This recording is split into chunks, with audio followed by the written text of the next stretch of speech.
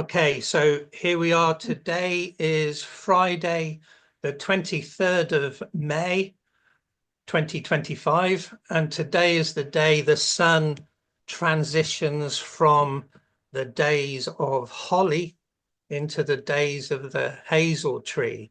Now, this is our fourth year around the grove. So we're not talking about the hazel too much today. We've done that in previous years. So if you want the basic law of the hazel tree, look for 2022, Ogham Grove hazel tree. And if you want medicinal herbalism for the hazel tree, that's 2023. And last year, 2024, we looked at which gods and goddesses corresponded with each tree. So if you want to see the divinity that relates to the hazel tree, 2024. So this year, we're looking at the Grove cards of the Ogham Grove Oracle deck, which is now out and has arrived at people's houses and is en route to people's houses. So I'm going to bring up my PowerPoint, and today we're talking about the Grove card for Ogma. Ogma is the Celtic god that, according to mythology, created the Ogham writing system. So I'll just bring up my PowerPoint.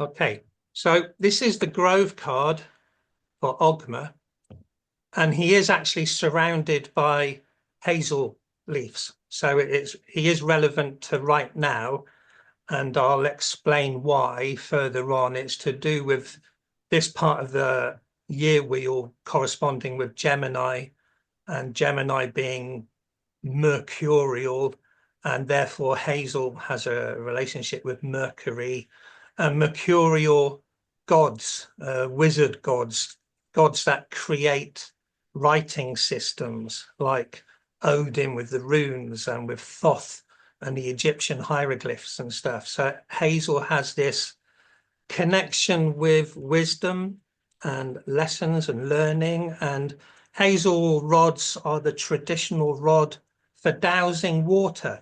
So there is this kind of connection with the human psyche and psychic abilities, or helps with empathy and intuition in different ways. So I'm going to have a little jump down the rabbit hole with Ogma to learn what we can about him. I haven't rehearsed anything, but I have put a few pictures together. We'll come back to the Grove card further on, but we're going to go back before the Irish mythology. So, as far as written evidence goes, the first lot of written evidence that we have was written by nasty Julius Caesar, who slaughtered all the Celts of Gaul. And he wrote about his conquest of Gaul, and it's not very pleasant, but amongst his memoir of it all, he describes the Druids in some details, and he also describes briefly the Celtic gods and goddesses that the tribes of Gaul venerated. But he does it through a methodology called, what's it called? Interpretatio Romana. So instead of saying what the Celtic goddess name was or the Celtic god name was, he's writing to a Roman audience. So he says Minerva or Apollo or Mars, for instance. So he gives the Roman equivalent of a Celtic deity. And this is important for understanding this strange face. So this strange face and variations of it appear in France, which in Roman times or the Iron Age was known as Gaul. And it's like a face that has three faces. Now there's no inscription, but what Julius Caesar says in his memoir after describing some gods and goddesses, he says that the god that the Celts worshipped the most or favored the most was Mercury. But of course, the Celtic name isn't Mercury. It's just that Julius Caesar is saying the Celtic Mercury is their favorite deity. So scholars and academics trying to figure out what the Celtic people believed in speculate as to who is the Celtic Mercury. And there's many candidates that it could be. And the most popular candidate with academia is that the Celtic Mercury is a god that we call Lugus now. Now, Lugus is the old Iron Age name from Gaul. And what does it mean? It can mean different things. No one really knows. It can mean to make an oath. It can mean light, like Lucifer means light bringer. So it's got that lux or luminary thing behind it. But the reason for saying Lugus is because of the attributes of Mercury. And Mercury has many attributes. One of them is psychopomp. So it's a soul guide for spirits going to the next world, as well as being a god of trade and magic and a trickster and so on. He's very clever, like the young god Lu in Ireland. But the main trend with Mercury is that it is threefold. So back to it having just a triple face, is it's a planet that has three faces or three aspects throughout the year. Now, every year, the planet Mercury, which represents the god Mercury, has a retrograde motion 3 times a year. So there are 3 expressions of Mercury throughout the year, a bit like a 3-leafed clover sort of thing.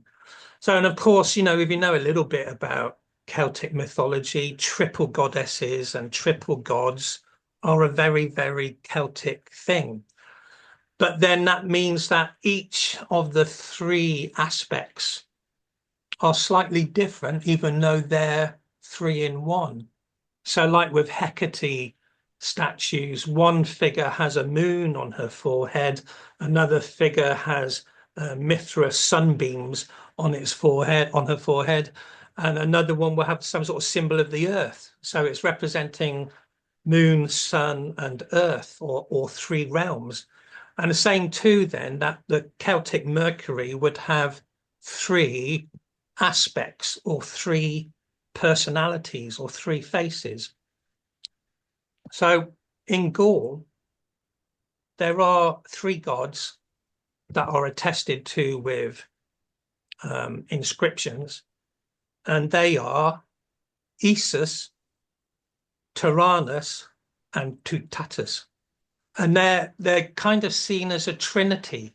So they're individuals, but they're aspects of the one Celtic Mercury god, or you could say Lugus. Lugus has 3 attributes, just like the goddess Brigid is goddess of healing and poetry and the forge, you know, so that they, or an Indian deity having 6 arms because it's got 6 different attributes. So these are expressions of that kind of idea.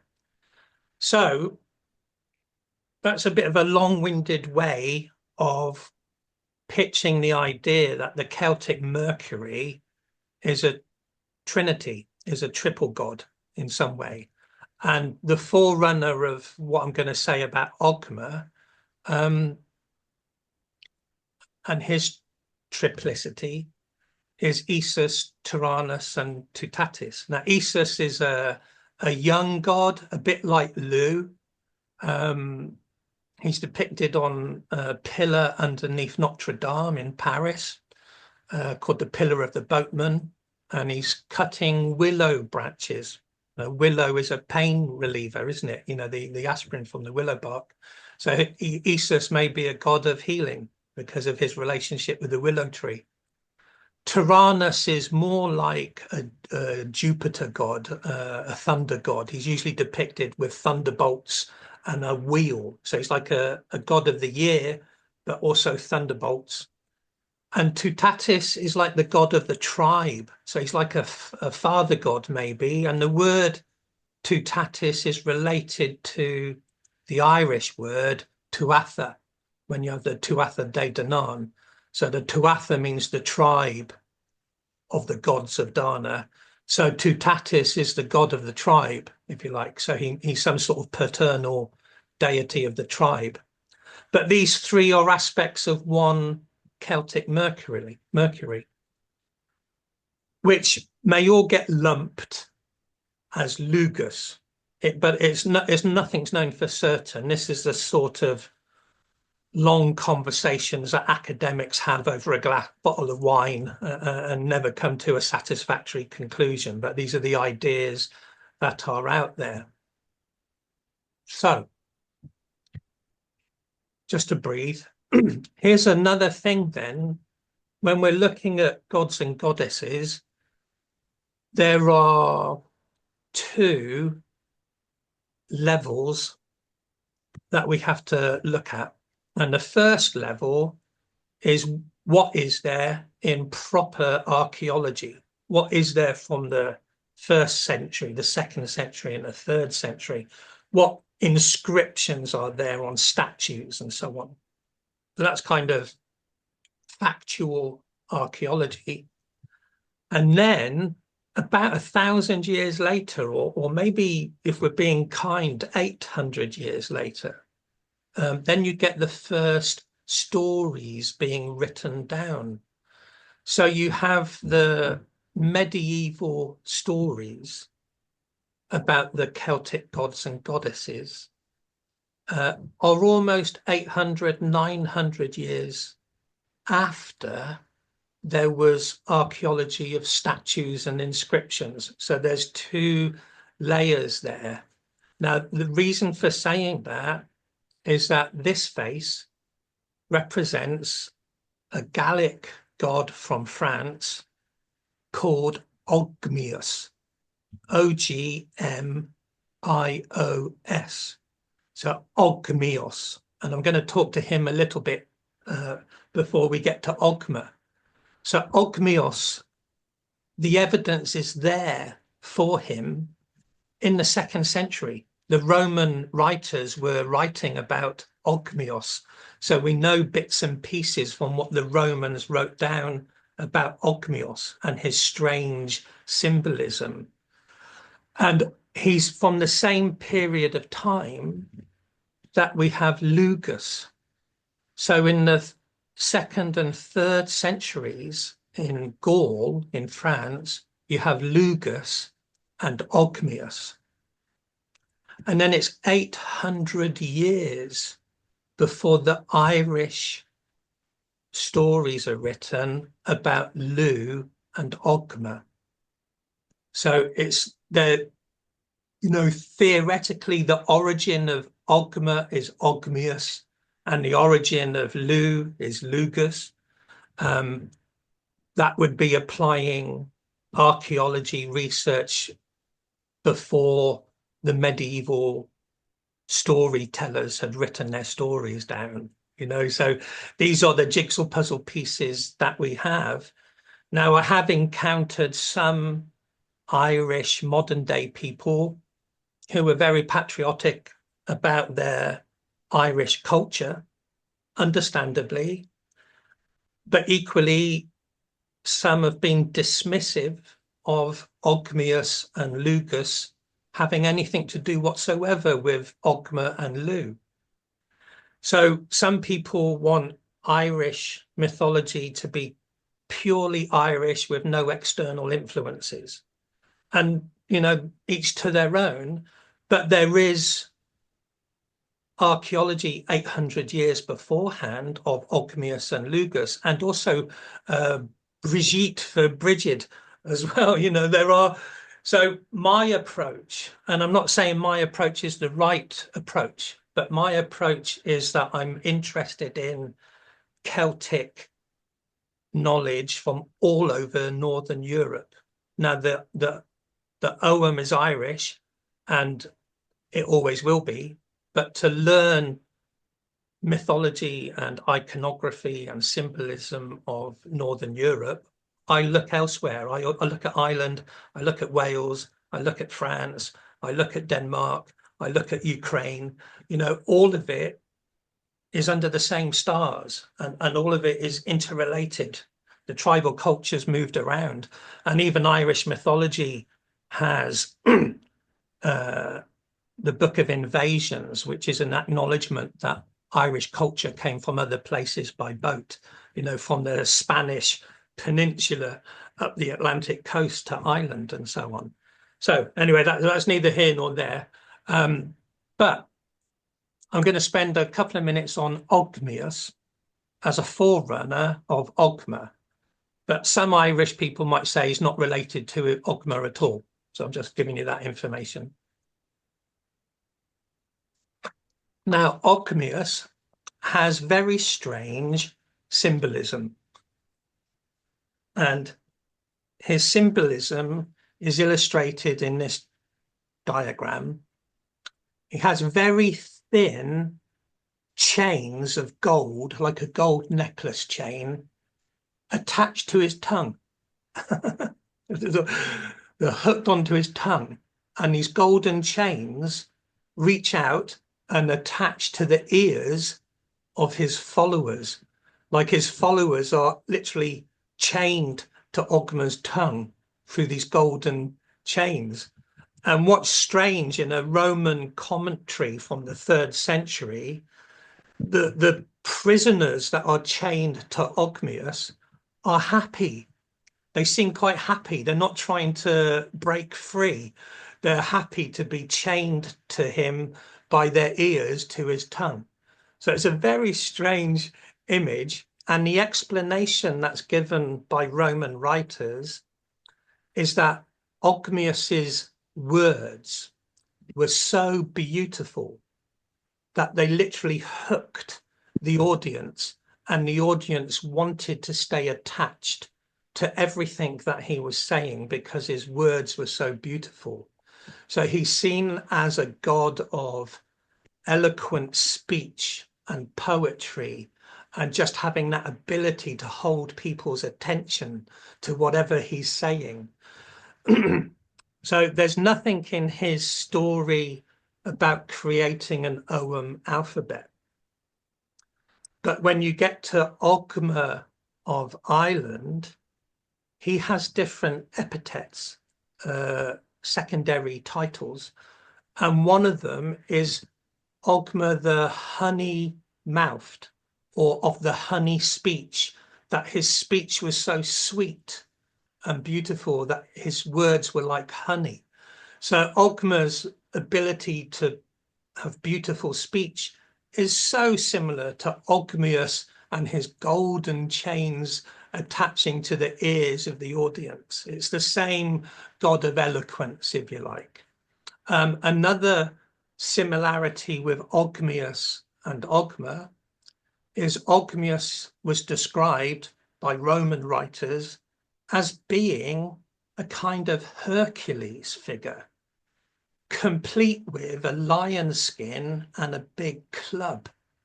So the traditional symbols of Hercules are this lion skin and a club. And we'll look at that a little bit further on too, and how it relates to the year and the sign of Leo the lion and so on.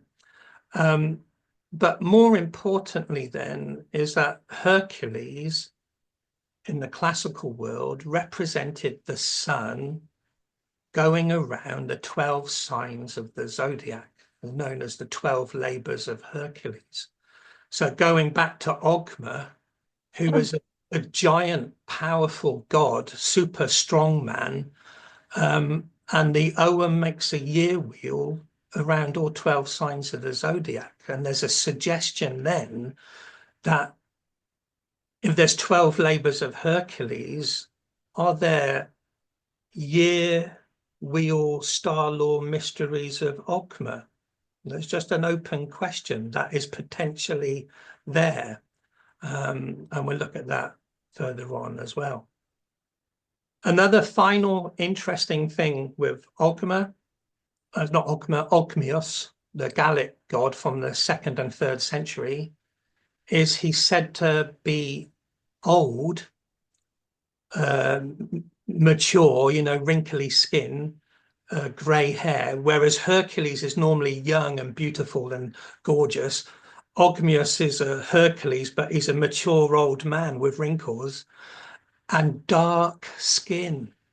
So the dryad that I did for Hazel has a kind of Moroccan colour skin from North Africa. It's to acknowledge Ogmios as having North African coloured skin, if you like. So there's some sort of connection with North Africa, with Egypt, with Phoenicians, or just a Mediterranean cosmopolitan thing. But the reason for Ogmios being an old man is the Roman writing explained that although they understood Hercules was a powerful young man, for the Celts, they worshipped or they valued wisdom more than power and brute strength.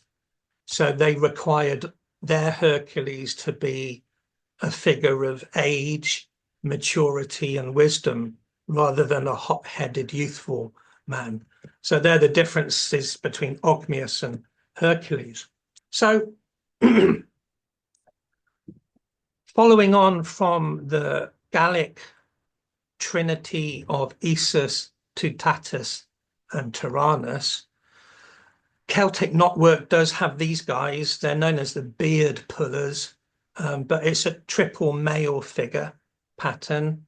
So I took it upon myself. This is purely me. This isn't authentic Irish tradition. It was just something I was speculating upon. But after the Second Battle of Moytura, there are 3 gods that travel together to rescue the Dagda's harp. And in this illustration, in the front is Lu with his spear. And in the middle is Ogma with his club. And at the back is Dagda carrying his cauldron and his massive club. So they are often depicted together as a trio. They're known as the Tuatha De Danann, or the 3 gods of Dana. So they're members of the Tuatha De Danann, but they're also a trio. And after the Tuatha defeat the Fomorians, this trio goes to the land of the Fomorians to rescue the Dagda's harp, which had been stolen. So they work together as a trio. And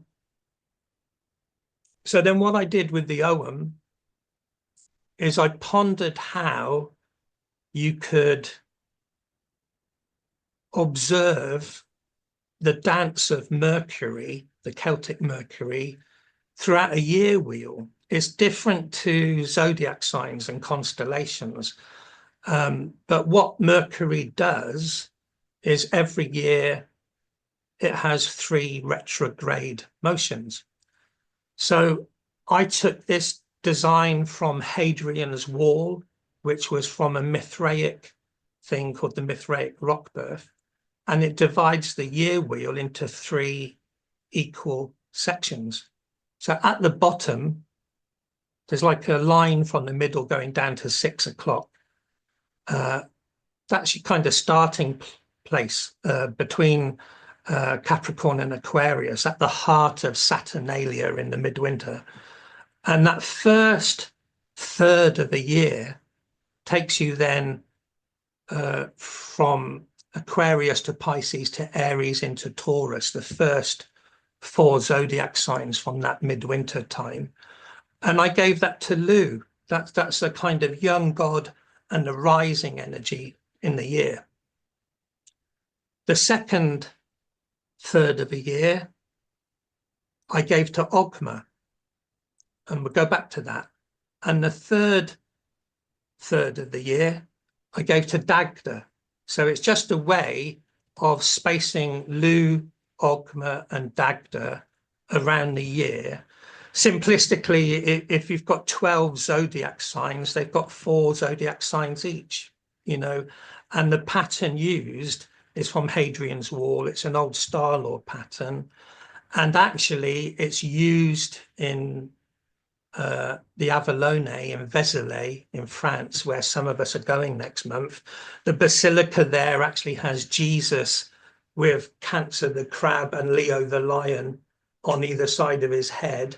So Cancer the crab is the moon, Leo the lion's the sun.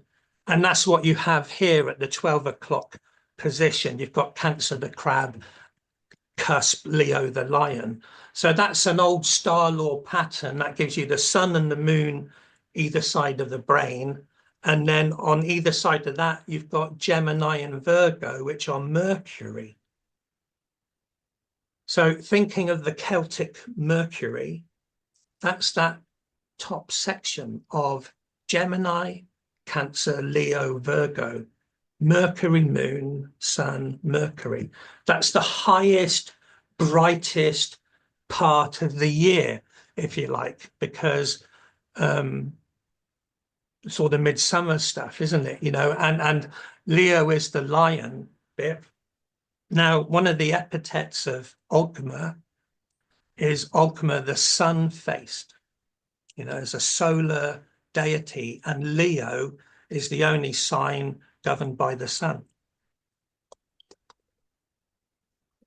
And OGMIOS in Gaul had a lion skin and his Hercules club. So it fits Ogma very, very nicely because of the Leo stuff. And actually the moon and the sun are the same light, because moonlight is sunlight. It's a reflection of the sun, you know. So these are the great luminaries, the sun and the moon. And then on either side of them are the Mercury, the psychopomp, the trickster. The trickster moments, I think, are when Mercury goes retrograde. You know, everything seems to go upside down, but always there's a kind-heartedness to it. He's always trying to fix things. So I'll wrap up in a minute and we can talk about some of these ideas. For the Grove card then of Ogma, it was actually an illustration for one of my dad's books, but then I coloured it in for the Grove cards. The triple Celtic Mercury there is in the inscriptions closer. I gave him this mad hair to be like a lion's mane, to acknowledge the lion skin and club of Hercules. And as you look at the picture, on his left-hand side, the inscription is Lu, L-U-G-H, Lu. And on the right-hand side, the inscription is Dagda, D-A-G-D-A. So although it's just a picture of Ogma, he's sandwiched between Lu and Dagda. So the three are there, if you like, you know, but the emphasis is him, if you like, in the middle. But Lu has a rising energy and Dagda a descending energy back to Saturnalia.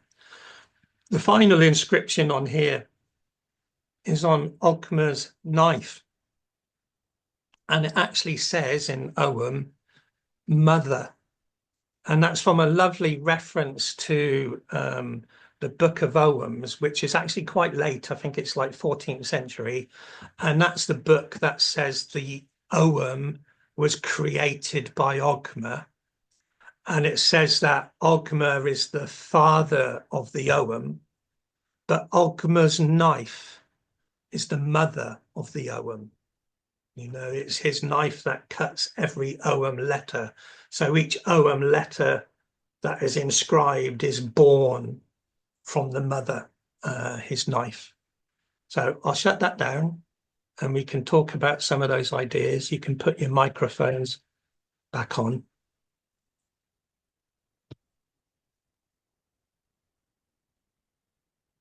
I have a question. Yeah. I don't know how to put my hand up. Manna, yeah. Yeah, I was wondering, is there like a specific collection of stories? Would it be in the Book of Om about the journey with Ogma and Lu and Dagda going after their Dagda's harp? Yeah, so Dagda's harp is really interesting. So I didn't mention this. Here's an interesting thing. Lu, Ogma, and Dagda, all three of them have magic to do with the trees, specifically the trees. So the Dagda's harp and the year wheel, when you think of the Owen Grove as a year wheel and stuff. So the Dagda's harp is known as the Oak of Two Blossoms. It's Oh, also cool. it's also known as four-angled music. So if you think of a year divided into the four Achma, four quarters, his harp is actually called four-angled music. And there is a theory that the Owen was used for recording harp music. But the main thing with Dagda's harp is that it keeps the seasons turning. Oh, His harp makes him a god of time and the cycle of the seasons and all of that, so that's his magic of the year wheel, if you like. With Ogma, his tree magic is the Owen, and with Lu invented the mysterious game Fidgel. That's like some sort of chess game, which means wood wisdom or tree wisdom, or the knowledge of the trees. In Welsh, it's called Gwythbwyll, sort of thing. So Lu invented the magical game of animated trees. Ogma invented the tree alphabet, and Dagda's harp keeps the seasons turning, and so on. So all that comes, the main story manner of the three of them looking for the Dagda's harp is the second battle of Moytura. So there's a story for the first battle, but this, for the harp, it's the second battle. The second battle is when the Tuatha defeat the Fomorians. Okay. How do you spell Matura? Matura? Moy. In English, Moytura. Okay. It looks very different in Gaelic. Mm. And does anything happen to the seasons when the Fomorians have Dagda's harp, or do the seasons keep playing as they do normally? That's a really interesting question, because the Fomorians represent kind of primal chaos and disorder. So just in their nature, they are that anyway, aren't they? Yes. So yeah, I suspect we've lost a lot of background stories. What is interesting with Dagda and his ability to control time is the story of him making love to the river goddess Bowen at Newgrange. And, at Newgrange, the winter solstice sun enters the womb of Newgrange. So the story with Dagda there is that he freezes time, has the ability to freeze time so that he and Bowen can make love. And she goes through 9 months of pregnancy whilst time is frozen, and gives birth to their son, the god of love, Angus O, who becomes the god of Newgrange. And that all happens at winter solstice. The whole 9-month gestation happens in a blink of an eye at winter solstice, because that Dagda has the ability to time stop. Cool. Thank you. Yeah. So, I have a question, Yuri. Because in terms of the Four Hallows of the Tuatha De Danann, Kathleen Matthews, when she did her Four Hallows, she linked the sort of the hallow coming forth at a different time of the year. So at spring equinox, she'd have the sword, at midsummer, the spear, and then at autumn equinox, the grail or the cauldron, and then the stone in the winter. But looking at that, you might actually say that spring equinox is a spear coming forth, and then the knife is with Ogma, isn't it? Because it's the carving, the light, the ability to create the language. So I don't know how old this is. It might be Victorian, it might be older. So there was a writer called Ella Young. She was a friend of Maud Gonne, and Maud Gonne did illustrations for Ella Young's stories. And Ella Young did a story about Lugh defeating Balor and the Tuatha De Danann defeating the Fomorians. And at the end of that battle, Lugh is triumphant. And then in the darkness, and I would say that is around now, the sun's ecliptic is Orion and Gemini facing off Taurus, which is the Eye of Balor and stuff. But hanging from Orion is this sword off Orion's belt. And Ella Young's story says that after Lugh is triumphant, he sees a light sparkling in the darkness, and he reaches down and grabs this sword. Now, what's interesting in Ella Young's story is that Lugh does not keep the sword. He gives the sword to Ogma. Ah, Really yes. interesting idea. And there's a load of other sword stories that relate to the summer solstice. So on Hadrian's Wall, Mithras is pointing at summer solstice with his sword. The tree of the summer solstice in the Ogham is the apple, and Arthur's sword comes from Avalon, place of apples. So there is this kind of Summerland, apple realm, sword stuff to do with the summertime. Even like the goddess in Southern Ireland, Anya, she is celebrated on the feast of St. John the Baptist, which is 3 days after the solstice. Of course, John the Baptist is the decapitation with the sword. Yeah. So I agree with Caitlin Matthews having the cauldron in the west, because that fits with Crater, the wine mixing thing. But I see the sword with the summer solstice and the spear with the spring equinox, quite simply because the ash tree was favored for spears. Yeah, that's very interesting. So, because I've been working with that, I've been working with it the other way round. So maybe this midsummer solstice work with the sword coming through with that different connotation. As it comes through with the midsummer solstice, which would be very interesting. Oh, right. Okay, great.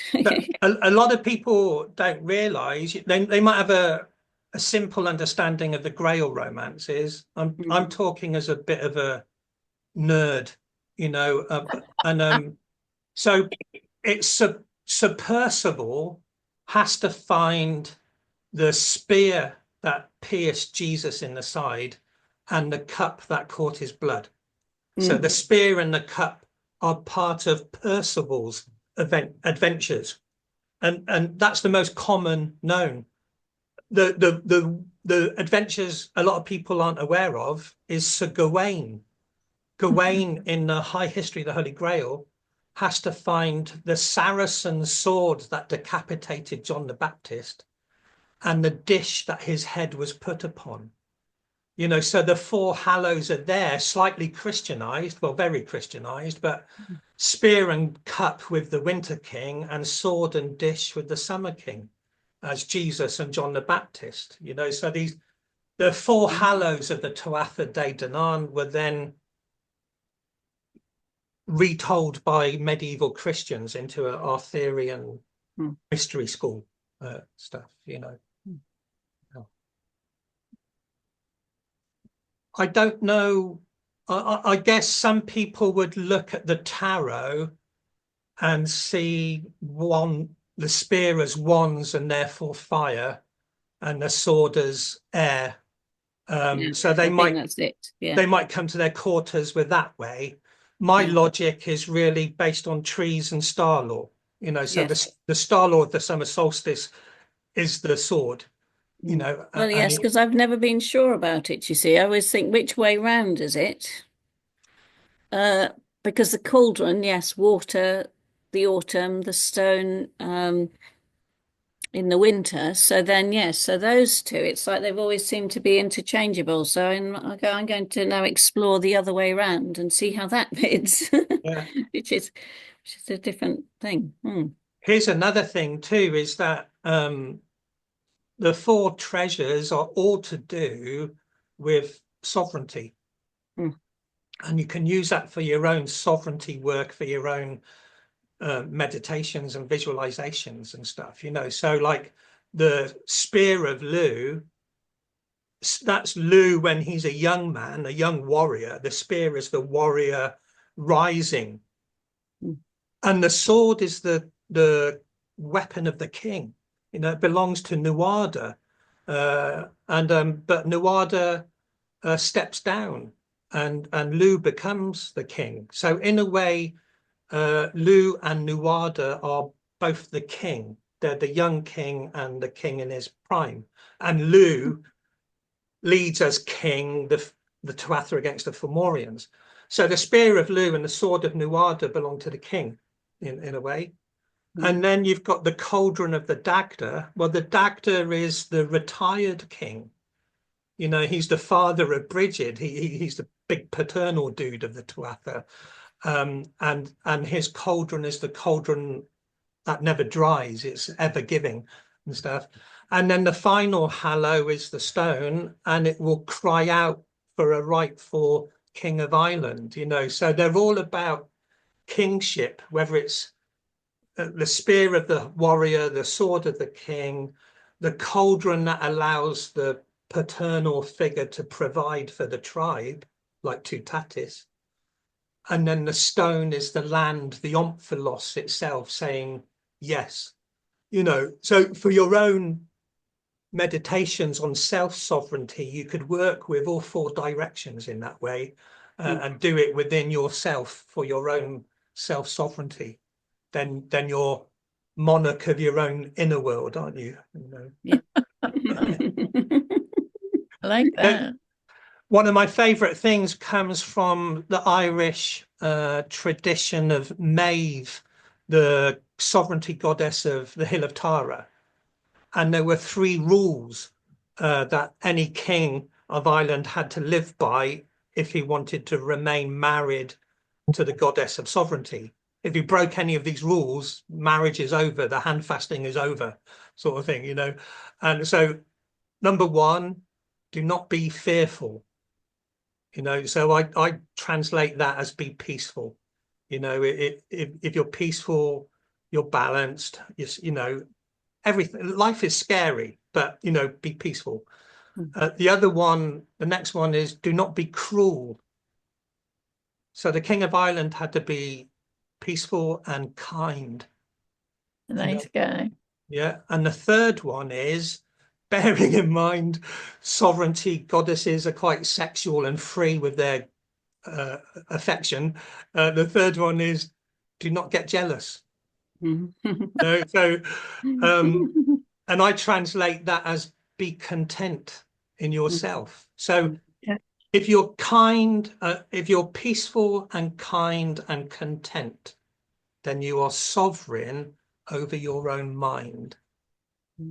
And if you're not, if you're the opposite, if you're fearful, if you're cruel, if you're jealous, you're not sovereign over your mind. And if you're not sovereign over your mind, over your own mind, how can you be sovereign over anything? So it's quite wise, all that stuff. You know, it's an ideal, utopian, perfect King Arthur, isn't it? You know, the ideal king, like Aragorn. Yeah, they're the ideals. So can you find that nobility in yourself, or can you pull yourself back from being fearful and cruel and malcontented, you know? And if you're not, then you're not in charge of your sovereignty. You're not in charge of your chariot. You know? Oh, your quite wheels big are off. stuff. But I think so. It's almost impossible to be that perfect a human being. But maybe meditating with the spear of Lu, the sword of Nuada, and the cauldron, and so on, maybe those help you find that balance. maybe, because they're things of integrity inside you, aren't they? Yeah. Mm-hmm. That's my take on it. You know. So with the Owen Grove Oracle deck, I included the 4 Hallows. So the next session we're having is actually the Sword of Nuada. Oh, So cool. we'll talk about how that relates to the summer solstice and stuff. Mm. But interesting that Ella Young gave it to Ogma, the sword. Mhm. Yeah. Yes, I haven't seen that story. I have Yeah. to check it out, actually. I did put it in volume 5 of The Grove, but you could probably find it somewhere. Yeah. By Ella Young did some sort of book of Celtic fairy tales, and Maud Gonne illustrated it. I have it. Yeah, good. I So, love so I don't know where Ella Young got it from, whether it's medieval stuff or it's her imagination. I don't know. Mm. Mm. I'm quite interested in the name of Ogma and OGMIOS. So the prefix Og, what does that mean? Because we were talking about Lu and Lugus, with Lu and Lucifer being the light bringer, but what does Og, does it have a particular meaning? Yeah, I'm not sure, and I don't know for certain. I could be pronouncing it wrong, you know, because the letter G in a lot of Irish stuff is silent, you know, so we don't say Ogham, we say Yeah. Ogham. Yeah, So Ogma might be a silent G. It might be more like Omar, Oma. Mhm. but I don't know. I've always said Ogma because that's what it looks like, but it could be a silent G.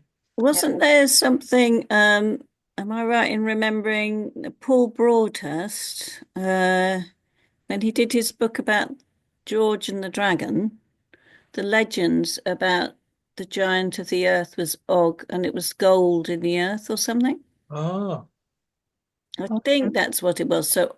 So George came out of the word Og, Okay. but it's in that book which by Paul Broadhurst about I think it's George and the Dragon, is it? I got it in storage somewhere. is there a place on the Michael line called Ogmore? Yes, Ogborn St. George. Yeah. So that was it. So he was picking up these words which were about the sort of the giant of the land, and it was to do with the gold in the earth or something. But he does quite a study of it in that book. Okay. I'll And dig- Angus Og, right? Oh yes, yeah. Say that again, MD. Angus Og. Yeah. So that might be, instead of Og, it might be O. Might be Angus O. Yeah. I don't know. We need a Gaelic speaker to tell us. We need to hunt one down. Yeah. Yes, because we have Gog and Magog as well. That was what came into that as Yes. well. It's true. Gog Yeah. and Mag. I don't know if it's Catherine Maltwood or Mary Kane says Gog and Magog are God and Mother God. Okay. Kind of a suggestion that they're parental deities in a way. Mm. But I think they're giants, aren't they? Are they Geoffrey of Monmouth, Gog and Magog? Are they? Yes, Giant. there's something and linked to St. Dunstan somewhere. So Yeah. mm.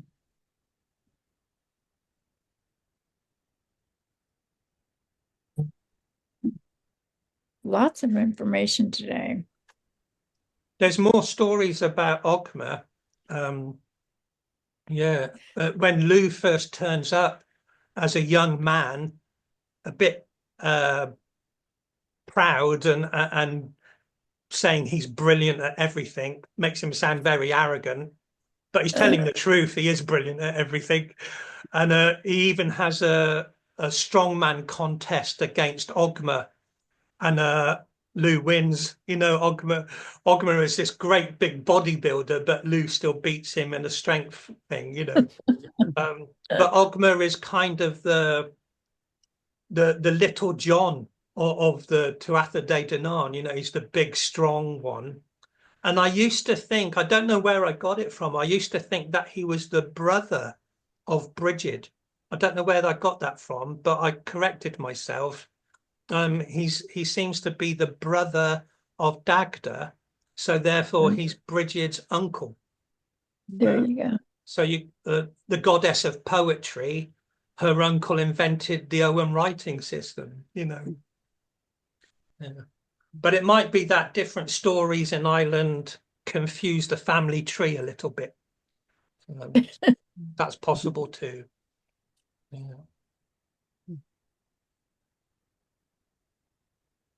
With all the medieval writings, you've got Christian scribes turning gods and goddesses into human beings. Locking things up. Yeah. So, you know, goddesses are usually noble women, like Guinevere is a noble woman, and you know, so on anyway, you know, but they're kind of, they can't have other gods and goddesses opposite the Bible. They have to turn them into human beings in some way. So then you end up getting maybe confused family trees of what was better understood as a pantheon before it was written down by Christian scribes.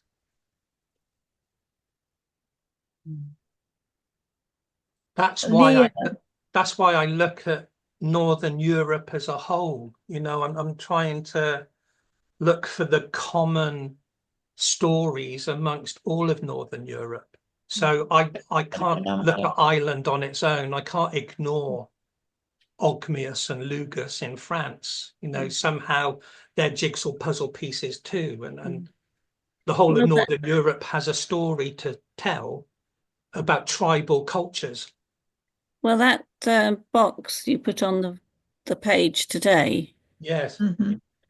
Well, that they put that in the Silk Roads exhibition in the British Museum. Oh. And in that museum, in that exhibition, they literally, it wasn't like there was one Silk Road, there was like a whole weaving of networks. And so that box was carved in Northumberland, but found in France.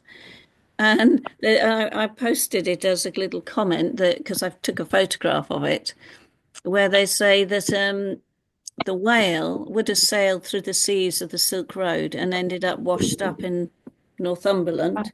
But it's got all the myths and it's got the different languages on it. And then I think some part of it is actually now in Italy. But that exhibition really kind of provided the evidence and the view that actually the ancient world was not isolated, but there was this whole mix of ideas going back and forth from the Far East into the West. The Vikings were going back and forth. So, I mean, it's fascinating, really.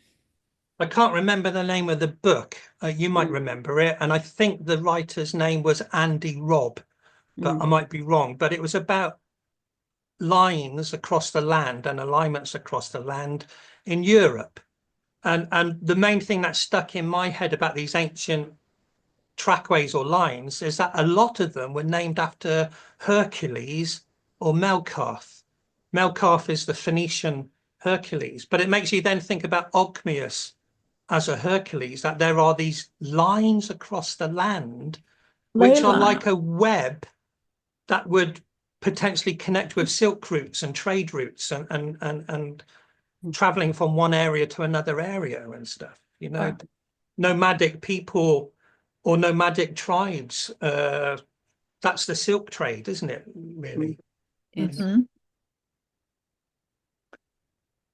The picture Mercury is that too. Mercury is a traveler and trade.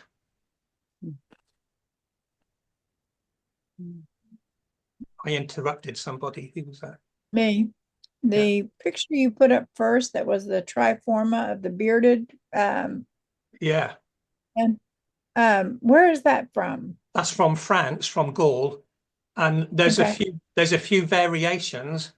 And another brilliant one, I'll show it later on the Facebook group. It's a bearded man walking with a dog, and in his arm he's holding apples. But this bearded man walking with a dog has two ravens, one on each shoulder. And you're like, oh my God, that's Odin. Surely that's Odin. But it's 3rd century France.